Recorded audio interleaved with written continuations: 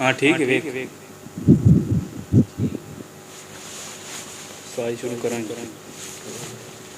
صلاۃ السلام علیکہ یا سیدی یا رسول اللہ، صلاۃ السلام علیکہ یا سیدی یا حبیب اللہ، وعلی آلک و اصحابک یا سیدی یا محمد رسول اللہ۔ دوستو السلام علیکم ورحمۃ اللہ وبرکاتہ۔ آج کی جو نشست لگا رہے ہیں وہ حالیہ میں جو واقعہ پیش آیا فیصل آباد میں، ایک عورت نے نبوت کا دعویٰ کر دیا اور اپنے آپ کو رسول کہا، پیغمبر کہا، اور نبی پاک صلی اللہ تعالیٰ علیہ وسلم کو اپنا بھائی کہا اور اللہ تعالیٰ کو اپنا محرم کہا۔ اسی طرح اس نے بہت سی بکواسات کی۔ تو ہم جو ہے احادیث و قرآن کی روشنی میں جو ہے نا اپنا ختم نبوت کے حوالے سے گفتگو کرنا چاہتے ہیں کہ حضور پاک صلی اللہ تعالیٰ علیہ وسلم آخری نبی ہیں، آپ کے بعد کوئی نبی نہیں آئے گا۔ جس طرح کہ مسند احمد میں ایک حدیث پاک پیش کی گئی ہے، حضور پاک صلی اللہ تعالیٰ علیہ وسلم نے فرمایا میری امت میں 30 دجال و کذاب آئیں گے، ان میں سے 4 عورتیں ہوں گی۔ تو یہ بھی ایک عورت ہے جس نے یہ دعویٰ کیا ہے جھوٹا۔ تو ہم اس وجہ سے آج مسلمانوں کو جگانا چاہتے ہیں، مسلمانوں جاگو۔ امام مالک تو فرمایا کرتے تھے کہ ہمارے علاقے میں کسی نے گستاخی کی تو آپ نے کیا فرمایا؟ امام مالک نے فرمایا مسلمان کو کوئی جینے کا حق نہیں ہے جب تک مدعی نبوت ان میں موجود ہو یا حضور کا گستاخ ان میں موجود ہو۔ مسلمان کو اس وقت کوئی بھی جینے کا حق نہیں ہے۔ تو اللہ تعالیٰ نے قرآن مجید میں کیا ارشاد فرمایا؟ ما کان محمد ابا احد من رجالکم ولکن رسول اللہ وخاتم النبیین۔ فرمایا یہ تم میں سے رجال میں سے کسی کے باپ نہیں ہیں۔ یہ آیت پاک اس وقت اتاری گئی کہ جب کہ کفار اور منافقین نے یہ اعتراض کیا کہ آپ نے جو ہے جب زینب پاک سے نکاح فرمایا تو اس وقت حضور پاک صلی اللہ تعالیٰ علیہ وسلم کو کفار اور منافقین نے یہ کہا کہ آپ تو جو ہیں اپنے بیٹے کی زوجہ سے نکاح کیا آپ نے۔ تو آپ نے کیا فرمایا؟ اللہ تعالیٰ نے اس وقت یہ آیت پاک اتارا رجال میں سے کسی کے یہ باپ نہیں ہے۔ تو حضرت زید جو تھے وہ آپ کے حقیقی بیٹے نہیں تھے۔ تو اسی وجہ سے رجال فرمایا مردوں میں سے۔ تو جو آپ کے چھوٹے بیٹے جو بچپن کی حالت میں وصال فرما گئے تھے، حضرت قاسم، حضرت طاہر، حضرت طیب، حضرت ابراہیم، وہ بچپن کی حالت میں وصال فرما گئے تھے، بلوغ کی حد تک نہیں پہنچے تھے، وگرنہ باقی نبیوں کے جو بیٹے تھے وہ بھی نبی ہوئے۔ تو ادھر وہ کمی رہ جانی تھی اس وجہ سے کہ نبی پاک آخری نبی تھے، اسی وجہ سے اللہ تعالیٰ نے ان کو بلوغ کی حد تک نہیں پہنچنے دیا۔ تو فرمایا وَلَٰكِن رسول اللہ وخاتم النبیین، فرمایا رسول اللہ کی اس وجہ سے کہ وہ روحانی باپ تو ہیں لیکن جسمانی باپ رجال کے نہیں، اور اسی وجہ سے فرمایا رسول اللہ وخاتم النبیین، فرمایا یہ خاتم النبیین ہیں۔ یہ کون ہے؟ خاتم النبیین ہیں کہ یہ تمام انبیاء کی نبوت کو ختم کرنے والے ہیں۔ حضور یہ قرآن مجید میں اللہ تعالیٰ نے یہ اس بات کو کہ وضاحت کے ساتھ فرما دیا کہ جس طرح قل هو اللہ واحد، اللہ تعالیٰ کو احد ماننا اور اللہ تعالیٰ کو لا شریک ماننا، اللہ تعالیٰ کی اولاد کو نہ ماننا، جس طرح ان کے متعلق قید رکھنے ضروری ہیں، اسی طرح حضور پاک صلی اللہ تعالیٰ علیہ وسلم کے ختم نبوت کا عقیدہ رکھنا بھی بہت ضروری ہے۔ حضرت ابو ہریرہ رضی اللہ تعالیٰ عنہ آپ سرکار سے ایک روایت پیش کرنا چاہتا ہوں جو کہ صحیح مسلم شریف میں آئی ہے۔ حضرت ابو ہریرہ رضی اللہ تعالیٰ عنہ نے فرمایا کہ حضور پاک نے فرمایا ایک شخص کمرہ بنایا، ایک شخص نے، اور میری نبوت کی مثال کس طرح کہ ایک شخص نے کمرہ بنایا اور اس کمرے کو مکمل کر دیا، پر ایک اینٹ کا سوراخ جو ہے نا اس میں باقی رکھ دیا، اور لوگ اس کے ارد گرد گھومنے لگ پڑے اور پوچھنے لگے کہ یہ سوراخ کس وجہ سے جو ہے نا مکمل نہیں کیا گیا۔ تو جب پھر اس کو بند کر دیا گیا، وہ کمرہ بند ہو گیا اور اس اینٹ کو اس سوراخ میں لگا دیا، تو حضور پاک نے فرمایا میری نبوت کی مثال اس طرح ہی ہے، باقی انبیاء آتے رہے اس کمرے کی مانند لیکن ایک سوراخ باقی رہ گیا، جب اس اینٹ کو لگا دیا تو کمرہ پورا ہو گیا۔ اسی طرح حضور پاک نے فرمایا مجھ پر نبوت ختم ہوگی، اور اس آخری اینٹ کی مثال حضور نے اپنے ساتھ دی ہے کہ میرے بعد کوئی نبی نہیں آئے گا۔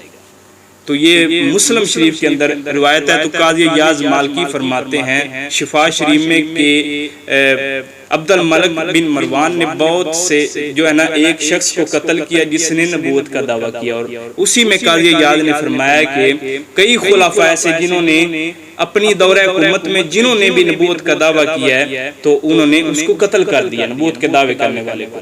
تو حضور پاک کے دور میں بھی خود کئی ایسی مثالیں ملتی ہیں، اور عمر فاروق اور صدیق اکبر کے دور میں بھی ایسی مثالیں ملتی ہیں کہ جنہوں نے نبوت کا دعویٰ کیا، وہ خواہ عورت تھی چاہے وہ مرد تھا، انہوں نے اس کو قتل کروا دیا۔ تو جی حضور آپ اس کے متعلق کیا بیان فرمانا چاہتے ہیں کہ جو ہے نا اس عورت کو کیا سزا ملنی چاہیے شرعی روح سے، اور شریعت کے اعتبار سے کیا حکم لگتا ہے اس پر؟ بسم اللہ الرحمن الرحیم۔ مسئلہ ختم نبوت کے متعلق اس طرح ہمارے ائمہ اہل سنت کا اس بات پر اتفاق ہے کہ آپ صلی اللہ علیہ وسلم سب سے آخری نبی اور رسول ہیں۔ یہ بات ضروریات دین سے تعلق رکھتی ہے۔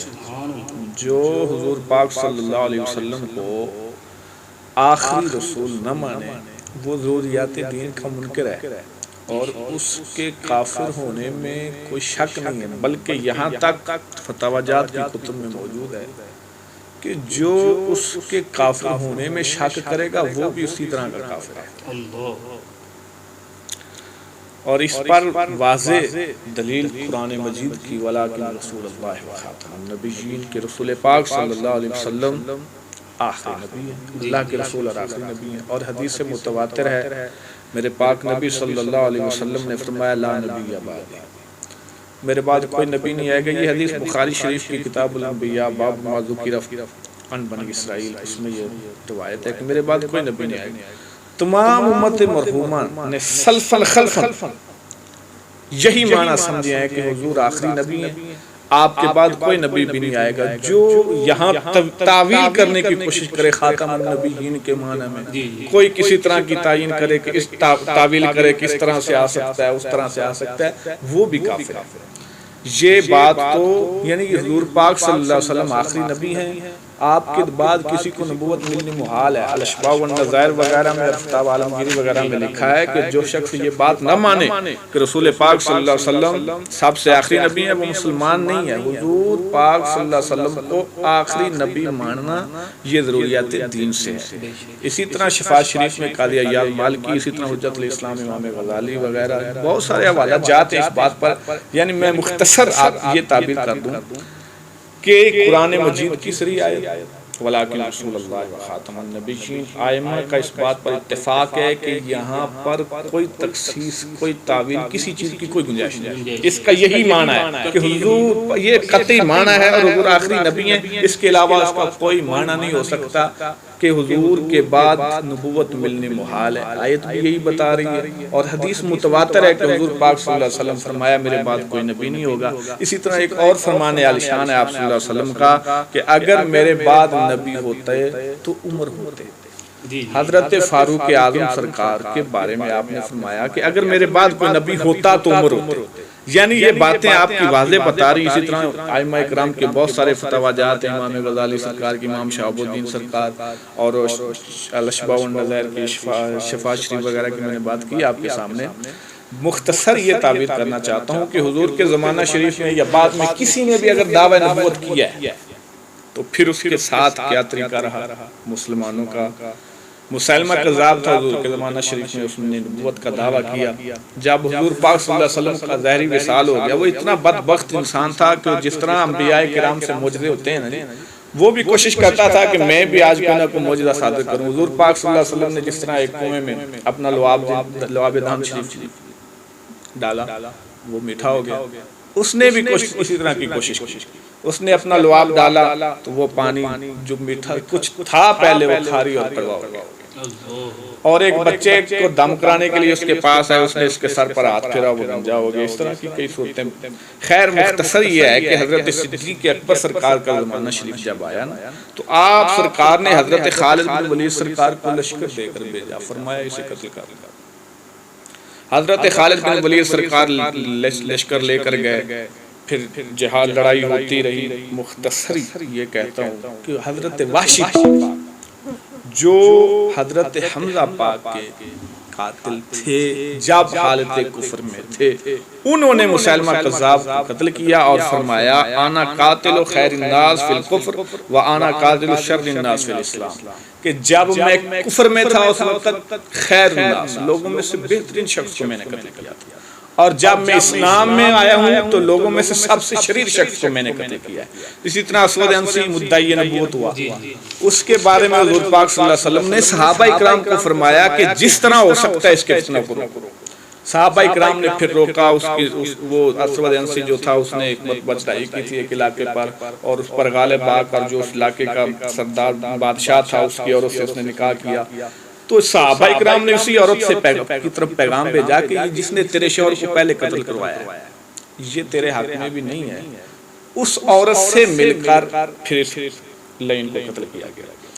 اور اس کے بعد تو طلحہ بن خویلد اسدی وہ بھی مدعی نبوت ہوا. ایک عورت ہے سجا بنت حارث مدعیہ نبوت. جتنے بھی ہوئے مختصر یہ کہتا ہوں سب کی طرف اسلامی لشکر نے چڑھائی کی. یہ ایک علیحدہ مسئلہ ہے کہ کسی کے قتل میں کامیاب ہوئے یا نہ ہوئے، جو اہل اسلام بادشاہ تھے وہ بھیجتے رہے کہ ان کو قتل کر دیا، ان کی طرف لشکر کشی ہوتی رہی. تو یہاں سے یہ بات سمجھ آتی ہے کہ جب بھی اس طرح کا فتنہ اٹھتا ہے نا تو بادشاہ کا حق ہوتا ہے اس فتنے کو ختم کیا جائے.